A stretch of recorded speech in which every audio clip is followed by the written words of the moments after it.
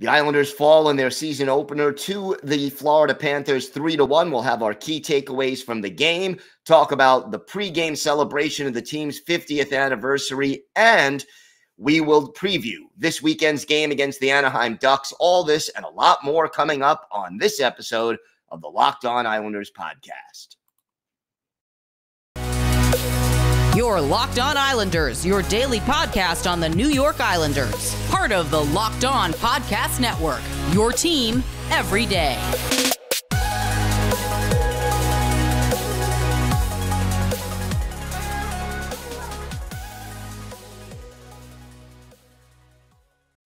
And welcome, everybody, to the weekend edition of the Locked On Islanders podcast. Gil Martin, so glad you could be with us today, and thank you for making Locked On Islanders your first listen every day. We are free and available on all platforms. Today's episode is brought to you by BetOnline. BetOnline has you covered this season with more props, odds, and lines than ever before. BetOnline, where the game starts. We've got a lot to discuss on today's show. But first, if there's something Islanders related on your mind, if you have a question, a comment, a topic that you'd like us to discuss on the show, feel free to send us an email. The email address is lockedonislanders@gmail.com. And if you leave your first name and where you're from, we're happy to mention you on the show when we discuss whatever it is that's on your mind. You could also follow the show on Twitter @LockedOnIsles, and you could follow me, Gil Martin, on Twitter @IceWars, NYRVSNYI. We'll keep you up to date on all the latest Islanders news, notes, and happenings throughout the upcoming season. And we'll have it for you here on the show every Monday through Friday and, of course, on Twitter. A disappointing 3-1 loss to the Florida Panthers in the season opener. Not going to lie, I was a little more optimistic. Those of you who heard yesterday's show certainly knew that I did pick the Islanders to win the game, and it was a disappointment that they came up short. And look, there were some aspects of this game that were eerily similar, let's put it that way, to what we saw a year ago, and that is certainly discouraging. But there were a lot of things about this game that were also different. Oliver Wahlstrom, Ross Johnston, they were the scratched players. They did not play. The defense remained sound. There were some highlights, and there were some things that were frustrating to watch. One thing I liked was, well, the biggest thing that I think was different. This team did seem to be a little bit more offensive-minded. Not a lot, mind you, but a little more offensive-minded. They attempted more longer stretch passes. That is something that under Barry Trotz you would not have seen much, if any, of. They also seem to be willing to shoot the puck a little bit more. And that's something that this team needed to do. It's something we've been talking about throughout the offseason, and to see them go out there and actually implement it a little bit. Officially, the Islanders credited with, for example, 16 shots on goal in the first period. That is definitely encouraging. Now, again, when you get to the final score and the game is over, it still was not enough. And overall, you get 33 shots on goal. That's not bad. You outshoot the Panthers, 33-29. There is the, empty net goal to sort of clinch the win for the Panthers. So among the positives, obviously, Ilya Sorokin, 26 saves and 28 shots faced. He did a very solid job. But the one real mistake he made, that first goal was a deflection, but the second goal, he got beat on a wraparound. And that's the kind of play that you can't get beat on. Matthew Barzal had 4 shots on goal in this game. That was encouraging. He played well for the most part, as did J.G. Pageau. And look, I saw some very good things from Alexander Romanov, starting with 9 blocked shots, which is impressive. Add 7 hits for Matt Martin, which I thought was good. He was hitting a lot. And, there were some encouraging signs there. And the power play, there were some power play situations where things were just bad. And you looked at it and you were just like, oh boy, they hardly even set up in the zone, couldn't control the puck, couldn't get things going. And that is true.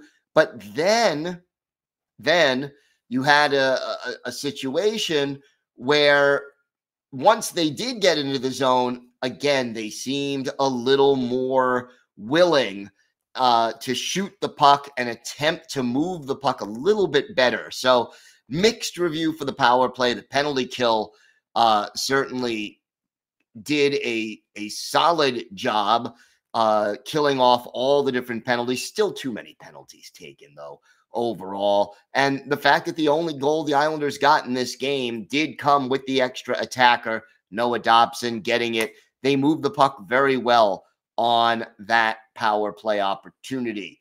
The lines, well, they were finally set. It was Nelson, Lee, and Beauvillier, Barzal, Parise, and Palmieri, Pageau, Bellows, and Bailey, and then Cizikas, Martin, and Soshnikov. Clutterbuck still injured, not ready to get into the lineup just yet. The defensive pairings, Pelican, Pulak, Dobson, and Romanov, and then Mayfield and Salo. I am going to say this, and we'll talk a little bit about some of the negatives here. The biggest one to me was that, you're down 1-0. You tie the game early in the third period on that power play goal by Dobson. And then 30 seconds later, Patrick Hornqvist gets the wraparound goal. It just seems like the Islanders, they were gunning for that tying goal, gunning for it. They get it. And, they let down. And you can't do that. You absolutely cannot let down after you tie the game. That's when you have to go out there and assert yourself and show that, yeah, okay, we've got this game tied. Now we want to win it, instead of like, we tied the game, I guess that's over. That's not how it works. You're not going to do well against the team that won the President's Trophy a year ago. So, if you let down after you finally tie the hockey game. So some encouraging signs, some less so. But you know what? I'm going to say this. I don't enjoy saying it, but one of the problems remains the defense. The defense of Robin Salo. Salo only on the ice for 11 and a half minutes. He took 2 penalties and was a -2 and just gave the puck away a couple of times. One of them ended up in the back of the net. Did not play great positional defense. And, I think he's good at moving the puck, but in his own zone, not what you want to see tonight, the performance from Robin Salo. Furthermore, give me a guess, Islander fans. You can buzz in. Who had the least amount of ice time out of any player in this game? If you said Kiefer Bellows, you were right. Now, Bellows did have 3 hits in his limited ice time, but 7 minutes and 16 seconds. We thought, or we hoped, that younger players like Bellows and Wahlstrom, if Wahlstrom gets back into the lineup, we're going to get a bigger opportunity to see the ice. 7 minutes and 16 seconds, not getting it done. Now, that being said, did Bellows play an exceptionally good game? No. But again, frustrating to say the least, to see it was like deja vu all over again, that the guy who gets the least amount of ice time is Kiefer Bellows. Nikita Soshnikov, playing in his first game as an Islander, 3 hits, 11:06 of ice time.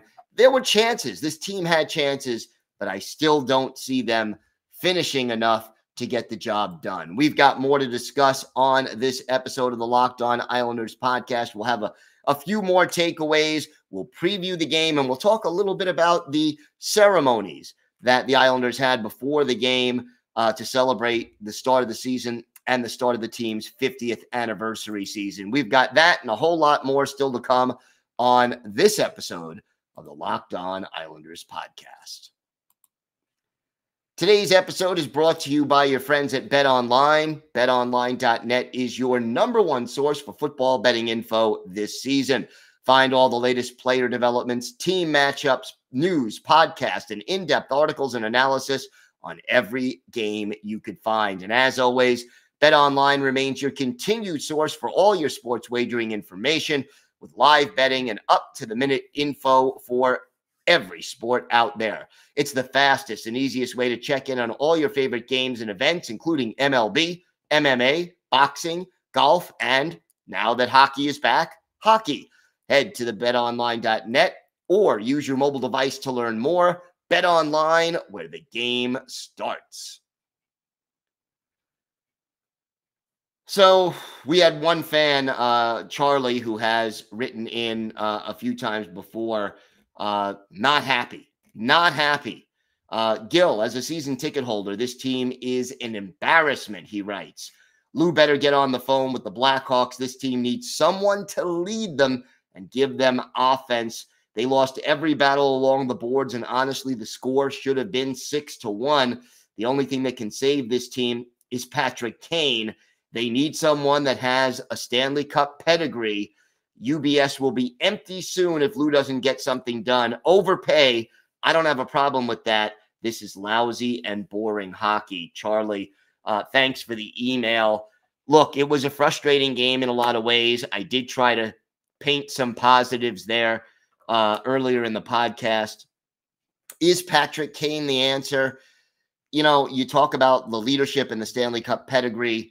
Yeah, maybe he will help the team, but does he make them a Stanley Cup contender? Because if he doesn't, it's another older and expensive player. Yeah, his game hasn't fallen off yet, but would he help them offensively right now? Absolutely. 2, 3, 4 years from now, would it hurt the team? Probably. And again, if this team is in the hunt for the playoffs when we get closer to the trade deadline, I could totally see Lou Lamoriello making a trade for a goal scorer, but I don't think it's going to happen this early in the season. As far as the pregame was concerned, great to see Ralph Macchio, the Karate Kid, out there, a longtime, lifelong Islanders fan who, you know, has been with the team at many games, and great to see him there and speak his piece. Ed Westfall, the team's first ever captain, their first choice in the expansion draft back in 1972, dropping the first puck. Very appropriate. Very happy to see 18 out there for the ceremonial puck drop, and he looked like he was just loving every minute of it. But I really expected more from the team, whether it was the video presentation, that, you know, siren that they were winding up to make noise before the game that just sounded like it was half dead. I thought they could have done a lot more with the pregame ceremony. Now, maybe that's because of the way it played out on TV. You really couldn't hear the fans at the game making a lot of noise. I think they kind of muted the fans, which was a little bit of a disappointment. But overall, seeing Ralph Macchio and John Tonelli with the pregame siren, I like the idea. I didn't like the way the thing sounded. Maybe they can get that fixed up. But, you know, to have a Long Island celebrity and lifelong Islanders fan there with John Tonelli, who won 4 Stanley Cups with the Isles, that was positive. I would still like to see, would have liked to have seen a few more, maybe of the original Islanders come back for the season opener, or some more of the alumni. But again, let's see how the team handles the rest of it as far as this 50th anniversary season is concerned. I definitely liked the fact in this game, getting back to the game, that the Islanders out-hit the Panthers 37-15. They had a lot of block shots. They were willing to pay the price in that respect. So there were some positives there. But, boy, disappointing way to start the season for sure. Now, the Islanders' next game will be against the Anaheim Ducks. And, look, the Ducks, one of those teams that is sort of in a rebuilding mode. They did win their first game, a 5-4 overtime victory at home over the Seattle Kraken. And Anaheim is a team with some very talented players. We'll see ex-Islander Ryan Strome, who played with the Rangers last year. Obviously, Trevor Zegras, Troy Terry. There are some and Mason McTavish, some darn good players in this lineup, and we'll hopefully be able to get a little more offense going against an Anaheim team that sometimes struggles defensively. Not sure whether or not they come back with John Gibson, who played in the first game, in goal, or they go with their backup, Anthony Stolarz. The line combinations in that first game for Anaheim, their top line, Zegras, Adam Henrique, and Frank Vetrano. Ryan Strome centering the second line with Mason McTavish and Troy Terry. Isaac Lundestrom and is the center on the third line with Maxime Comtois and Jakob Silverberg on either side of him. And then Derek Grant, Max Jones, and Pavel Regenda make up the third line. The defensive pairings, Cam Fowler and John Klingberg, a solid top pairing, followed by Dmitry Kulikov and Jamie Drysdale. Nathan Bielo and Kevin Shattenkirk are the third pairing. A little too soon to get into statistics right now. They did score, a couple of power play goals in that season opener. Also gave up some goals on the PK, so special teams, again, possible opening there, but the Islanders' PK was strong in game one, and they're going to have to be strong again against the Ducks. It is a home game. It is on Saturday night, and realistically, it's a 7:30 Eastern time start again. Realistically, the Islanders are going to have to get out there and play their kind of hockey. One thing the Islanders have to do a little bit more is dictate the style of play and the pace of play. They did that for the second half of the first period against the Panthers and for a few stretches in the third. But overall, I still think Florida was playing more of their style. Even though there were some bright spots for the Isles, that has to change in order for the Islanders to bounce back and win. And I'll say this. No, it's not a must-win game when you're talking about, the second game of an 82-game schedule. But let's get this out of the way. You don't want to go 0-2 or start the season off on a long losing streak. Getting 2 points on Saturday night is going to be important for the New York Islanders. We have got more to get to on today's show. We have our Islanders birthday of the day and some final thoughts about this opening game. We have an offensive defenseman who is unfortunately no longer with us, but played for the Islanders in the early to mid-90s. We've got all that and a whole lot more still to come on this episode of the Locked On Islanders podcast. Time now for our Islanders birthday of the day. And, this would have been, today would have been the 60th birthday of former Islanders defenseman Tom Kurvers. Kurvers, a native of Minneapolis, Minnesota, drafted by the Montreal Canadiens in the 7th round of the 1981 NHL draft after 4 solid seasons at Minnesota Duluth of the WCHA, some good college hockey, had 18 goals and 76 points as a defenseman in his senior year in just 43 games. So that was impressive. The following year, made his NHL debut, had 45 points, 10 goals, 45 points in 75 games as a rookie. Played for Montreal, Buffalo, the Devils, the Maple Leafs, and the Canucks before landing with the Islanders in 91-92. Stayed with the team for 3 seasons and was a part of that big 1993 run to the conference final for the New York Islanders. After leaving the Islanders, spent 1 season with the Anaheim Mighty Ducks, as they were then known, and then played in Japan in 1995-96 before hanging up his skates. For his NHL career, Kurvers had 659 games, 93 goals, 421 points, 352 penalty minutes. You had 57 playoff games, 8 goals, 30 points, and 68 penalty minutes for Tom Kurvers there. And, you know, the thing about Kurvers, he was a solid offensive defenseman and really knew how to move the puck and pass the puck. He wasn't always the best player in his own zone, but he certainly knew what to do. Was a member of the Montreal Canadiens, basically when they won a Stanley Cup in 1986, but did not play in the playoffs that year. So was on the cup-winning team, but did not play in the playoffs in part due to injuries. So a little disappointing there. Kurvers, unfortunately,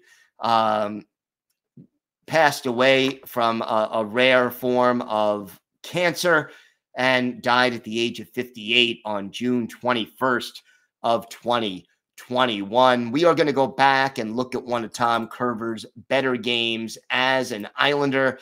It's January 23rd, 1993, and the Philadelphia Flyers come into the Nassau Coliseum.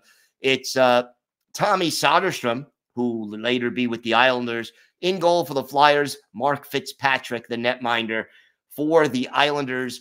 And our Islanders' birthday of the day, Tom Kurvers gets things started by taking a holding penalty, and Rod Brind'Amour scores for the Flyers on the power play, his 21st from Greg Hawgood and Gary Galley. It's 1-0 Philadelphia. But the Islanders' power play strikes back, basically with Joseph Baranek in the box. Brad Delgado pots a power play goal, his 8th. Pierre Turgeon and Marty McGuinness with the assist were even at 1. Then less than a minute later, Travis Green, his 4th, unassisted. Islanders up by a goal. The Islanders get on the power play again. Ryan McGill off for roughing, and Tom Kurvers, our Islanders' birthday of the day, his 3rd of the year from Pat Flatley and Steve Thomas at 14:44, and it's 3-1 Islanders. Flatley makes it 4-1, 18:01 into the opening period. His 8th from Benoit Hogue and Tom Kurvers, our Islanders' birthday of the day. But the Flyers get a late power play after Dennis Vasky heads off for interference. Mark Recchi scores his 29th. Brent Fedek and Gary Galley the assist at 19:41, and it's 4-2 Isles after 1. The Flyers tie it in the second period. A quick goal by Joseph Baranek, his 3rd from Dmitry Yushkevich, and then Tommy Soderstrom makes it 4-3. And then Steve Thomas heads off for tripping. Rod Brind'Amour, his 2nd of the game, 22nd of the year, on the power play from Kevin Dineen and Gary Galley. We're all even at 4. But Scott LaChance gets the Islanders back the lead. His 5th, Marty McGuinness and Travis Green, the helpers, at 14:32. Isles up 5-4 after 40 minutes of play in the 3rd. McGuinness, his 3rd from Benoit Hogue at 1:50. Then the power play goes to work with a delay of game call against Tommy Soderstrom of Philadelphia. Our Islanders' birthday of the day, Tom Kurvers, his 4th from Uwe Krupp and Pierre Turgeon. That makes it 7-4, and then another power play goal in the closing minutes. Ryan McGill for cross-checking Benoit Hogue, his 17th from our Islanders' birthday of the day, Tom Kurvers and Jeff Norton. Isles skate away with an 8-4 win for Tom Curvers. 2 goals, 2 assists. That's a 4-point night for Tom Curvers. 2 of the goals, both of them on the power play, and he had 6 shots on goal to lead all Islanders players. Next up was Travis Green, who had 4. Mark Fitzpatrick, 32 saves in this one. Isles outshot by the Flyers 36-31, but they get the 8-4 win in part because of a strong performance by Tom Curvers. So on what would have been his 60th birthday, we wish the best to Tom Curvers. A happy 60th birthday in heaven. He is our Islanders' birthday of the day. Hopefully the Islanders bounce back and have a better performance against the Ducks. This wasn't a bad game. It wasn't great. There were problems with it. The Islanders certainly need to pick it up a notch, I think, as far as finishing goes, but there were some things to be encouraged about. Hopefully they build on it. Lane Lambert, you could see what we expected in a lot of ways. The overall system is fundamentally the same, but the team is willing to take a few more chances offensively. Hopefully that becomes something that leads to more goals. And I think the team overall also, and this is very important after last year, they did a better job of clearing the puck out of their own zone and causing transition. Robin Salo at times was an exception to that. I think Alexander Romanov started off sluggish in his own zone, but certainly picked it up as the game went along. But overall, improvement in transition, which we needed to see. Again, addition by subtraction by not having the 2 older, slower defensemen in Andy Green and Zdeno Chara in the lineup, I think helped with that. But there are things to build on. Now it's up to the Islanders to go out and build on them. So hopefully they will. Thanks again for making Locked On Islanders your first listen today. Now make your second listen Locked On Fantasy Hockey. Steele Roden and Flip Livingstone bring you the fantasy edge and keep you ahead of the competition with daily updates of news, analysis, and advice Monday through Friday. It's available on YouTube, Odyssey, and wherever you get your podcasts. Have a great weekend, everybody. Stay safe. And of course, let's go Islanders.